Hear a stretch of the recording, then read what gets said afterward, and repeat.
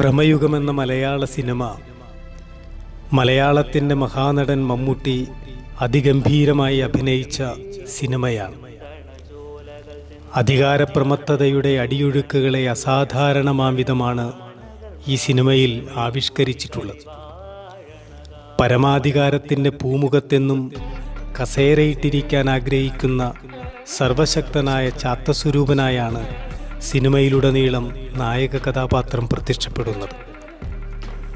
ഒരാളുടെ ആയുസ്സും സമയവും പണയവസ്തുവായി സ്വീകരിക്കപ്പെടുവോളം വിധിയൊരുക്കുന്ന പകിടകളിയിലെ വെറും കരുക്കളായി ചുരുക്കപ്പെടുന്ന നിസ്സഹായ ജന്മങ്ങളുടെ ദുർവിധിയുടെ കഥ കൂടിയാണിത്. താഴെയുള്ളവരെ തലയുയർത്താൻ അനുവദിക്കാത്ത ഭ്രമയുഗത്തിലെ സർവാധികാരിയെപ്പോലെ അവകാശങ്ങളെക്കുറിച്ചല്ലാതെ ആനുകൂല്യങ്ങളെക്കുറിച്ച് മാത്രം